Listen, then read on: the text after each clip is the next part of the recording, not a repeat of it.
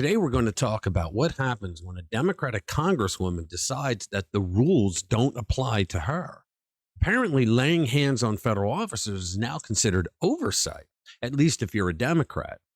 The oversight visit, and I use that term loosely, of an ICE detention facility quickly devolved into aggressive confrontation with federal officers. Now, you're about to see what happens when one of their own finally gets held accountable, caught on camera, hitting federal agents, screaming like a lunatic, and now facing federal charges. In this video, we're going to unpack how the Trump DOJ just delivered a long overdue wake-up call to Congresswoman LaMonica McIver and why the left is losing its mind over it. We'll break down the footage, the hypocrisy, and the political fallout. And another little added benefit is the fact that this situation has smacked the Democrats right in the face with the fact that they have no power to do anything about it. And we'll get into the stunning double standard in how Democrats handle accountability, screaming political persecution when they face consequences while gleefully weaponizing justice against their opponents. I'll break down exactly what happened with Representative McIver, the charges she's facing, and why this case matters more than you think. Let's get into it.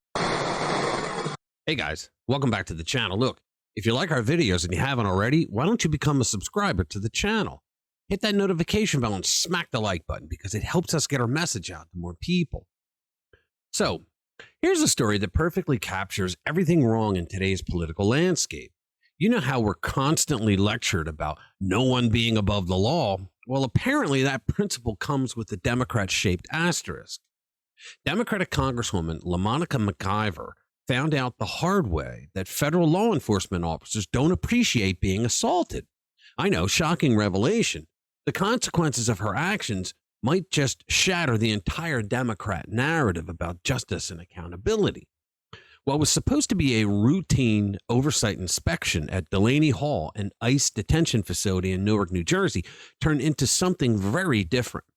Something that should make every American question who's really threatening our institutions. The footage doesn't lie, guys. McIver, you can spot her in red, showed up with fellow Democrats from the New Jersey delegation, not for any legitimate oversight, but for what appears to be a pre-planned spectacle. The cameras were rolling before they even arrived. The signs were already there. This wasn't oversight. This was political theater. Give it a watch. You see her in red. Look at her. She's shoving the officer and with, the beer gut.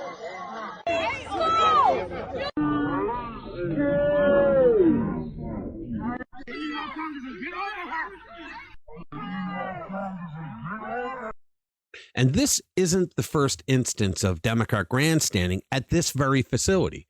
Newark Mayor Ras Baraka got himself arrested there too, though mysteriously his charges vanished into thin air. But McIver went further, much further. Acting U.S. Attorney Alina Habba didn't mince words announcing the charges: assault on federal officers. If convicted, McIver could be looking at up to 8 years behind bars. That's not a slap on the wrist. That's serious time. And how did Democrat leadership respond? With what sounded suspiciously like a threat. House Minority Leader Hakeem Jeffries warned the DOJ not to indict any Democrats in Congress, calling it a red line. When pressed on what that actually meant, what consequences might follow if that line were crossed, Jeffries pretty much froze completely. Give it a watch. Mr. Leader, good afternoon. What would your statement the other day after there was this incident in Newark, you said they better not touch our members. Correct.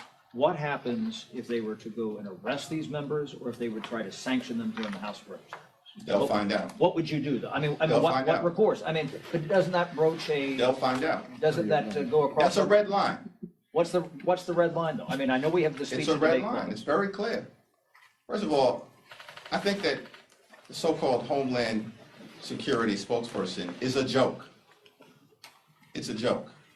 They don't know how to behave. They know better than to go down that road, and it's been made loudly and abundantly clear to the Trump administration.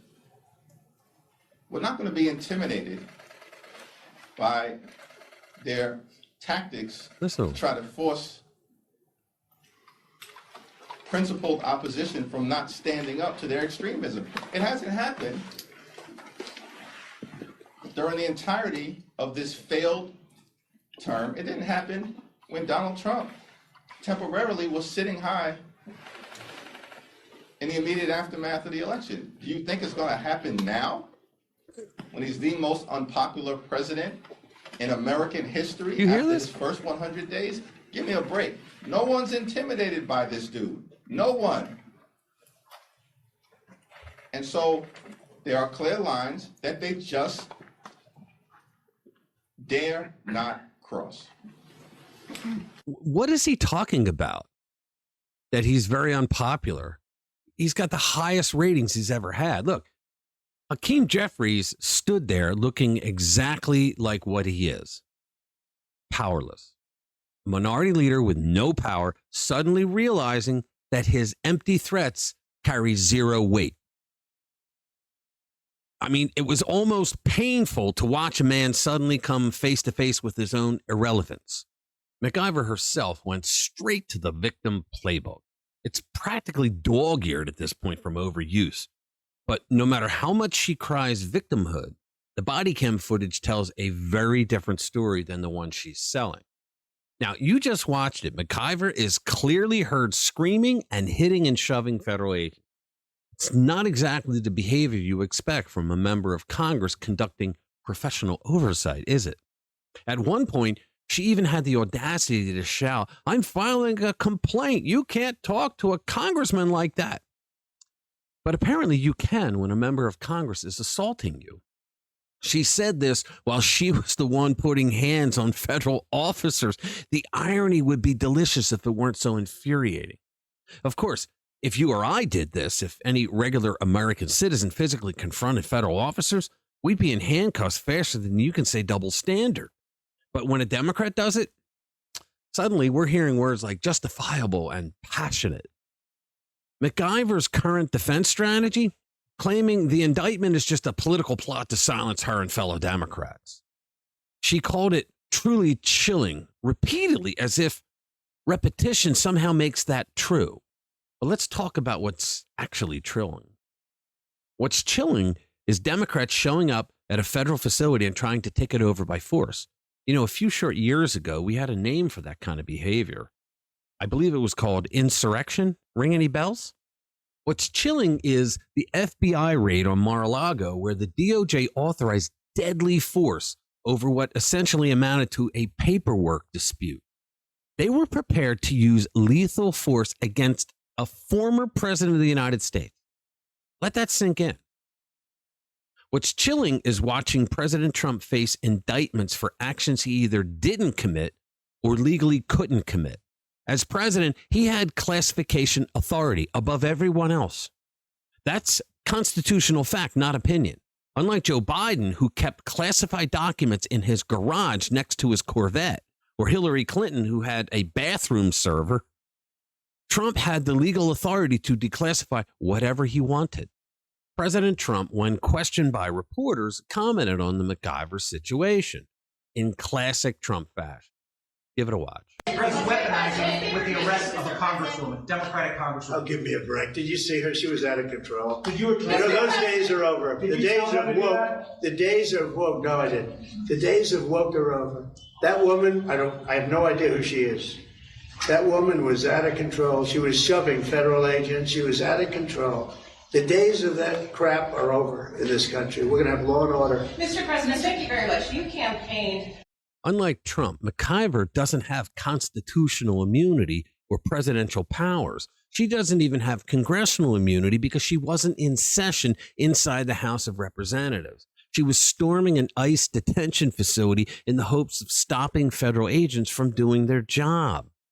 What she does have is damning video evidence showing her physically confronting law enforcement officers. Yet somehow CNN and their media allies are calling it just a little pushing and shoving. Imagine their reaction if a Republican congressman had done the exact same thing. We'd never hear the end of it. The message from Democrats is crystal clear. We are Democrats. It's okay when we do it. They've completely lost the plot. The party has been hijacked by radical progressives who behave like entitled children throwing tantrums in the grocery store. They genuinely believe that if they scream loud enough and stomp their feet hard enough, they'll get whatever they want. But they made a critical miscalculation. They ran into Donald Trump, a man who doesn't back down, doesn't apologize for defending America, and most importantly, doesn't forget. After years of lawfare, political violence, and a weaponized justice system aimed directly at conservatives, these progressive activists are finally getting a taste of accountability for their actions. So when Trump faces indictment after indictment, we're told it's justice being served. But when McIver faces charges for physically assaulting federal agents on camera, mind you, suddenly it's chilling and politically motivated. This is how the game has been rigged. And that's precisely why this case matters so much. It sends a message that's long overdue. Democrats have treated our legal system like their personal weapon for far too long, confident they'd never face consequences. Well, this indictment is reality knocking on their door. It's not just a warning. It's the first real indication that the tide is turning. And if we're lucky, if justice truly prevails, this is the beginning of holding everyone, regardless of political party, to the same legal standard. That's not partisan, guys. That's American. When you boil it down, this isn't about politics. It's about whether we're still a nation of laws or whether we've become a nation where some people, specifically those with the right letter next to their name, can break laws with impunity, while others face the full force of government persecution. The answer to that question will determine whether we still have a republic worth fighting for.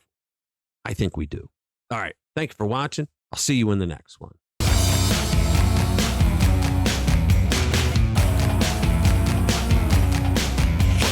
Laughed at the mall 'cause your mama forgot. I know it hurt.